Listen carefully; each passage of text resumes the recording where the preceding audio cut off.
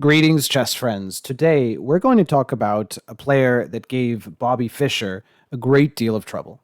Only two of those old top players were able to have a plus score lifetime against Bobby. One of them you know, Mikhail Tal, and one of them you likely do not know, and that is the hero of today's story, Efim Geller, a Soviet grandmaster, champion of the Soviet Union, champion of the Ukraine, champion on the Olympic team, everything you could imagine, but seems to have been lost a little bit in the shuffle of all of the great players. You always hear about Fischer and his great battles with Spassky, the battles with Tal or Petrosian, but Geller finished with a record of 5 wins and only 3 losses against Fischer. Really a remarkable record against Fischer, who was always really in his heyday, in his best in the 1960s. Here, remember, he becomes the world champion in 1972. Let's check this game out, and actually Fischer losing to his own poison pawn Najdorf variation here. A stunning, I don't want to say irony, but really a challenging Bobby at his own game. Here, grabbing the pawn, f5, and this has become still a very aggressive treatment of this opening. I'm not sure if f5, I think this may have been the first time that move was played. Knight c6, capture, capture, and I believe today this move e5 is still at least debatable or very, very aggressive and interesting. So Fischer bringing out an amazing weapon. I believe the games nowadays you can go, or there have been games, don't take my word for it, do your own due diligence here. But I think a move like knight e4 is possible in some wild variations. Okay, getting a little sidetracked there. Real game went knight d5, capture, capture. Bishop e2, prioritizing development and castling quickly. But black grabs another pawn, and these pawns now are kind of unchallenged in the center, looking pretty good if they stay alive. Castles, bishop c5, pretty natural move. When it comes with a check, you're developing a piece. And then rook f8. Of course, you cannot castle. Black cannot castle as the f8 square is guarded. You cannot castle through check, reminder. But rook f8. c4, trying to white chip away at the center here. Rook takes rook, rook takes rook, bishop to b7, and bishop g4, targeting this pawn. Bobby on the attack, but this game ends pretty quickly. An interesting move which really separates the pawns. D takes c4, all the pawns looking very clumsy, but he sets a trap. After bishop takes e6, which is what happened, queen d3. More trades get the game closer and closer to a black win. Remember, black is 2 pawns ahead here. The only problem, our king is really in the crossfire. Our king has no moves to make. Uncomfortable. So, queen e1. If you were to trade queens, the attack would be over, and this pawn, and probably the e pawn as well, really will win the game for black. So white says no trade. Bishop e4. A really good move. Guarding the pawn in kind of an interesting way. But this move really gets the exclamation point. And now with the threat of the rook joining the party, rook here to b2 connects with the bishop would be really good. King d7. Notice a move like rook b2 is a big mistake right now. Bishop a4. And there's quite the little crisscross here. And the only move really is to play the rook back. So no good. King d7 by Geller. Rook f7, king e6, and Bobby resigns. A king move makes him resign on the 25th move. Why did he resign? Let's just look. First, he is down 2 pawns. And the rook is hanging, so you need to move the rook or defend it. Let's pretend we just move. A move like rook all the way back to f1. What do we want to do? Capture here. Now, this is hanging actually immediately. We could take it, and checkmate will come. Also, rook b2 is really the natural threat that we're trying to make, the threat of capturing here. Computer is telling me that bishop takes g2 is just winning, though. Rook b2. And basically, wherever the king goes, we can deliver a checkmate on this diagonal. Queen g2 on the next move will be checkmate. So really sensational. Game over. Bobby loses 1967. Same year, same color, different tournament. Here we see another Sicilian, but knight c6. A little different spin. Bobby goes for his bishop to b3 classic maneuver we see him do all the time. That bishop will get attacked eventually, either by a6 and b5 or by rook c8 or queen c7. So the bishop just moves voluntarily. Castles, castles, castles, queen e2, and castles queenside. So, of course, the castling queenside indicates to us it's going to be an exciting game. Black really has no issues here and enjoys the fight of the Sicilian. That's usually what we get when we play here opposite side castle games. Bishop d7, developing the bishop. King b1, getting off the c-file, a useful idea. And Geller starts to focus on the e-pawn as a weakness. Notice the queen guards the entire fifth rank. Rook d8 and b5. Still thinking attack, but rook d8 kind of holds off on using the c-file for now. f5. And in my estimation, Bobby oversteps a little bit here in this game. F takes e6, a natural move, but you're giving away a knight. E takes f7. That pawn goes from the f-file to the e-file, back to the f-file with check. Notice the bishop securing that pawn. King h8, the only sensible move here. And rook f5.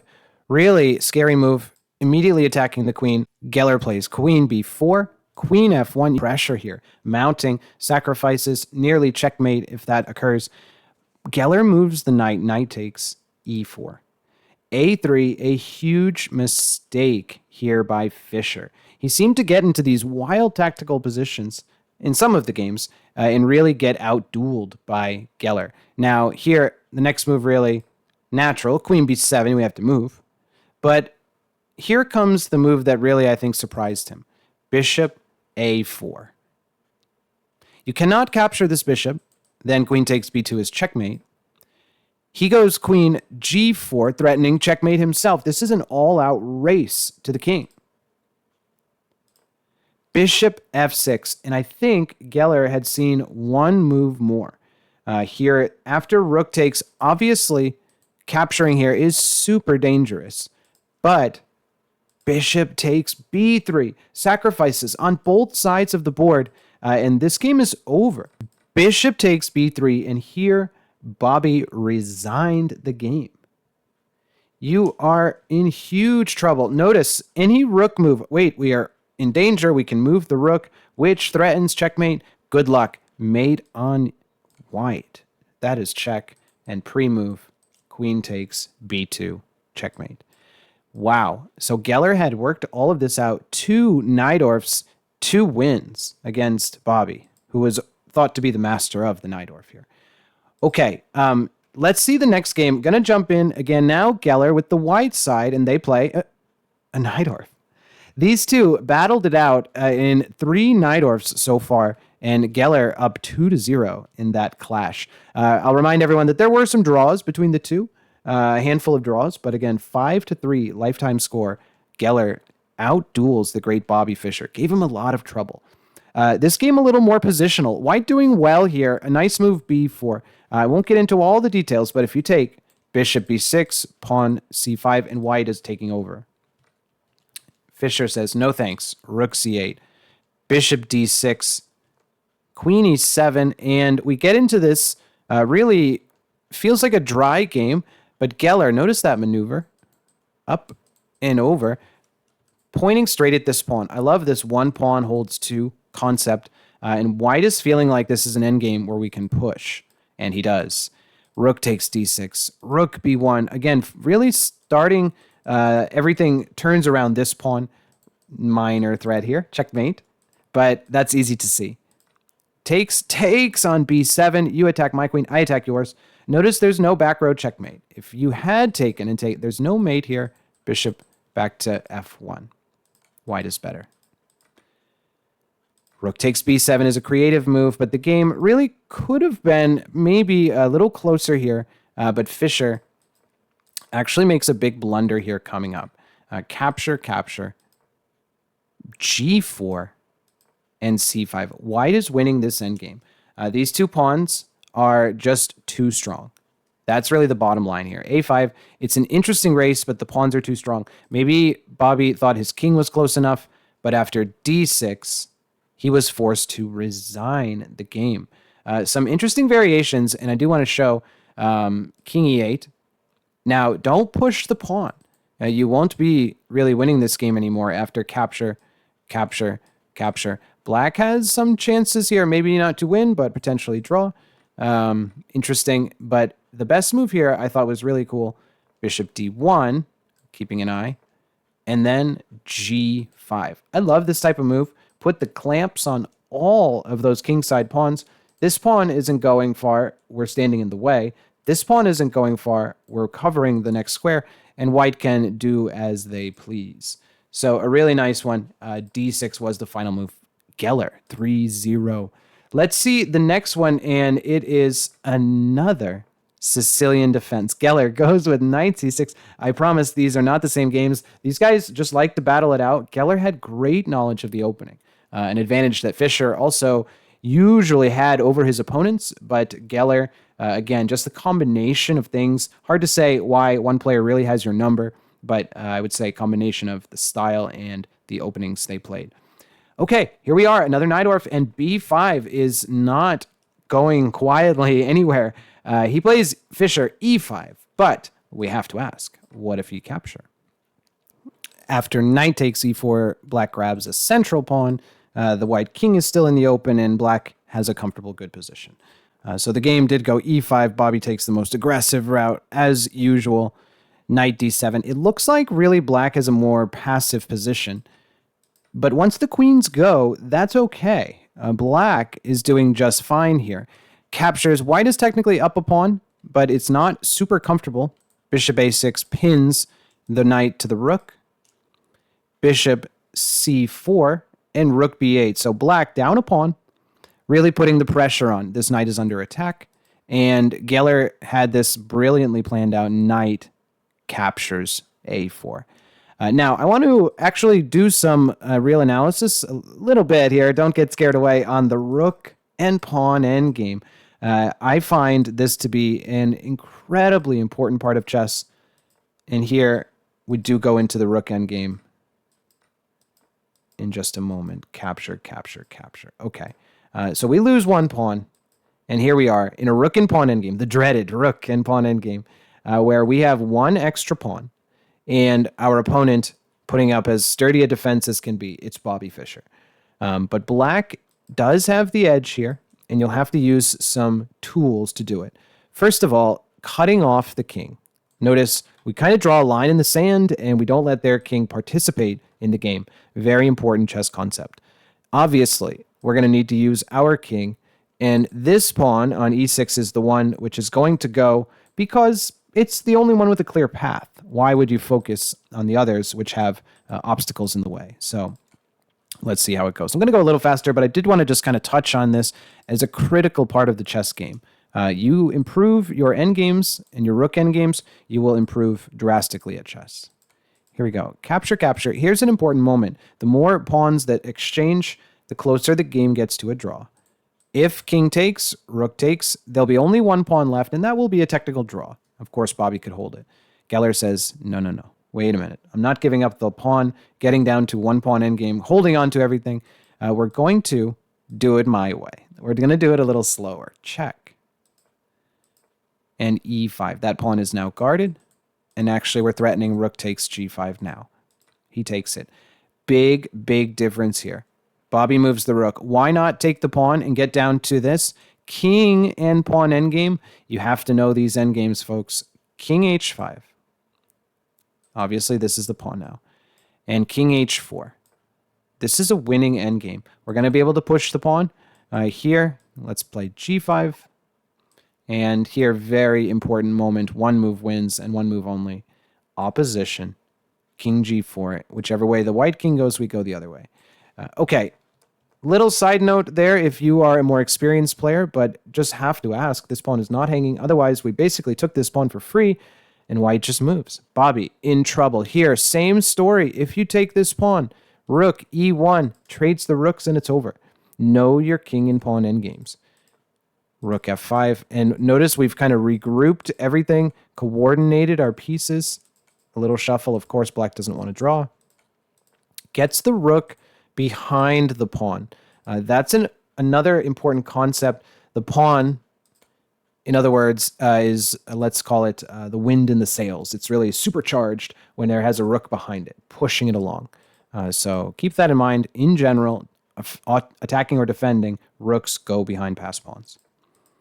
Slowly but surely, we are making our way. And here, king f5. And actually, this game is just about over. Here, an important detail that rook a4, wherever the king moves, and this would be a terrible exchange for black, as this endgame is now drawn. A good rule to remember: if the king is behind the pawn, usually a draw. If the king is out in front of the pawn, let's say on h3, it would be a win. A good general rule and easy for these top players to understand. So king f5 was played. Black is winning here, by the way, but some details are still needed. Basically, the black king is so active that it's just impossible to play defense. King g3, and here Bobby resigns. We're going to end up with this Lucena position where you're able to force the king away and build a bridge to win. So won't get into all the details, but black is winning in another nice rook and pawn endgame by Geller. Let's jump into the last one. A little bit longer, so I'll go fast here. King's Indian defense. Which variation is white going to choose? Geller plays f3, a move that I like as well, the same-ish variation, which, of course, is based upon this nice, strong, sturdy center by white. Bobby plays c6, bishop e3, a6, and this is how the game usually develops. Black tries to play on the queen side because the center is really more or less locked or owned by white. So b4, an interesting move, preventing further expansion, preventing b4 by black. And everything looks pretty solid. I do like white's position. The bishop's well placed, still the nice pawn chain. And we're just kind of starting to target some of these pawns. Here, Geller plays a4, and it's clear the target is the queen side of the board. Good question to just ask yourself, what side of the board should I be playing on? You shouldn't always be going for a king side attack. Here we have the rook, bishop, the knights, both in the queen side. Really, is everything is on the queen side.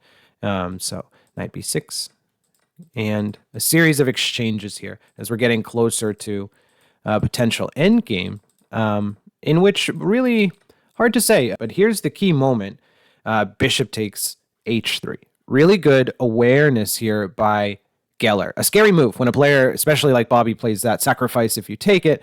The idea was, of course, knight can capture this pawn, and it's very, very scary. But Geller plays bishop c5, and you see the arrows. The queen is now guarding this pawn and staring at the bishop. Queen g5, Bobby's answer, not sufficient. f4. Super sharp, and a lesson to all of you out there: you need to be looking for these type of pawn sacrifices. Sometimes pawn sacrifices are the most hidden. You're always looking to sack a queen or a rook, but those quiet pawn moves, well, certainly not quiet, hits queen and knight and bishop. That's really the key. So really nice active defense. Queen h5, and this is not easy. Bobby hitting the rook. Rook takes, creating a pin. What a wild position here. White is better throughout the complications, though. That knight was under attack, knight e3, and the game turns into, here in a moment, just really an endgame. Queen and two bishops each, and Bobby just blunders. You'll have to think to yourself, where are the weaknesses? This f7 pawn, the base of the chain, really the only thing that can be pointed at. And bishop h6 is really a blunder, allowing Geller to threaten this pawn, and with the check at the moment. And from there, you're just losing a pawn. So now this pawn, although it was strong before, is an extra pawn, and Geller goes on to convert this. Notice how the bishops are guarding the steps, right? 1, 2, 3, and hopefully we can get that pawn rolling if I were playing with the white pieces. So, but not easy. Bobby is not going down. Still, all the preparations are being made, moving your king out of the pin, getting the queen back to defend everybody, so there's no tag teaming here with these two pieces. Bishop d4. Another exchange that's just getting closer to a winning endgame. And now finally b5. The pawn takes a step. It's guarded. b6 takes another step. It's guarded. Not taking this pawn, notice, this bishop would be left alone. White's king super safe. And I love the way this game ends with a flare. So keep your eyes peeled here for a tactic coming. Notice all the while Geller careful to keep his eyes on his own pieces defended, not letting anything slip through the cracks. And he had a keen sense about him. Here, notice this is guarded, this is guarded. Nice coordination. And Bobby, maybe sensing a mistake, if takes, well, queen has to take, right? This pawn is pinned, and then we'll take this one for free. Bobby takes it, and he doesn't do that, but queen e5. What a nice intermezzo, classy move right here. This is a GM type of move. Queen e5. They just captured a bishop. How many of us would, you might grab your G pawn first and realize you are pinned, and then you'll play queen takes, you'll lose this pawn, and it's not an easy road. Queen endgames are notoriously drawish, but queen e5. That should be a brilliancy. Queen takes, f takes. Important that it's check here. That's why we're not really losing the bishop that was taken. King takes, pawn takes f3, and here the really precision of Geller is just impressive. King d6, and Bobby resigns after the next move. A quiet haymaker. f4. f4. If black were allowed to connect these pawns, we wouldn't be able to win this game. You wouldn't be able to go take this one because this one would scurry away. And if you were to sacrifice, you wouldn't have any pawns left. The black king is close enough to round up this one. But f4 keeps these pawns separated, keeps them weak and vulnerable. Boom, boom, boom. White wins. Bobby resigned here, but I do want to play out these moves just to show the viewers here. King c6, king takes. To a strong master, this calculation just flows, but you'll need to see it really to understand. And now it's clear that white is winning, and just in time. And you can see once the king guards all of the squares, followed by king g7, then this is going to be an easy promotion for white. Wow. Pretty impressive run of games for Geller. I guess, again, his style in matchups and fighting toe-to-toe in the Najdorf really just was a lot for Fischer to handle. And he seemingly was the best scoring player against Bobby Fischer. Again, Tal also had a winning record. No other player had any serious winning record as Bobby while he was a professional player. So pretty amazing stuff. Definitely recommend the games of Geller, obviously Bobby Fischer. And that era is really, again, my favorite era of chess. So really a lot of educational things. And look forward to showing you all more. And hopefully we'll see you all next time. Thanks again.